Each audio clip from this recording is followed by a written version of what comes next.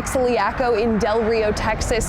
The COVID-19 protocols that kept tens of thousands of migrants from crossing into the U.S. during the pandemic are about to be lifted. We spoke with Border Patrol agents and the nonprofits who help migrant families about how this policy going away could impact our national security. People figure that right now is the time to cross. Our border isn't open, but it's the busiest it's ever been. We used to have weeks where maybe 1,000 arrests in 1 week was sort of a fairly busy week. But now we're getting 10,000 in a week. Families from around the world are trying to come to the United States for a safer, better life.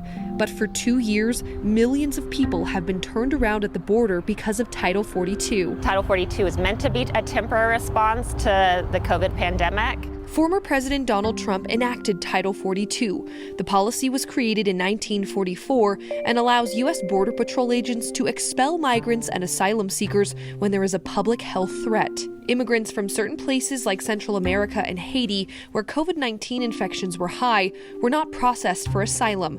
They were released from Border Patrol custody and left to wait, creating scenes like this. We've just basically been expelling people regardless of whether they've already, been vaccinated, have tested negative, and, otherwise are not in any way, shape, or form a threat to public safety.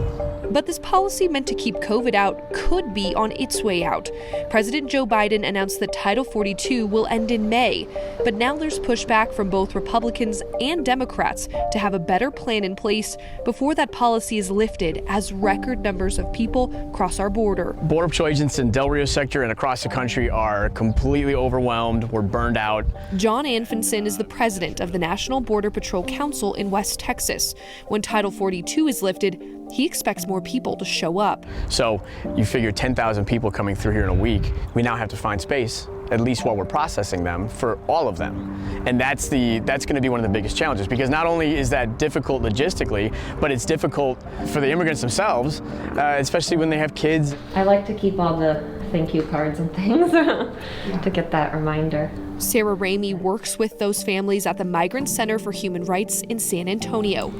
She says Title 42 needs to end, and soon. Every case and every person deserves to be listened to. I think that's the biggest fear, is that we just don't have enough people to process the cases. She worries if people have to keep waiting at the border, our national security is at risk, but not because of the migrants themselves. I think Title 42 has strengthened the cartels. What it's done is it's basically turned people over to the cartels operating on the Mexican side of the border. And I think that when it ends, it's going to be a big blow to the finances of the cartels. I think they will be scrambling to find other ways of getting money. For John, he's worried if agents are overwhelmed processing cases without more resources, security at the border will suffer. We're terrified of what we're not catching.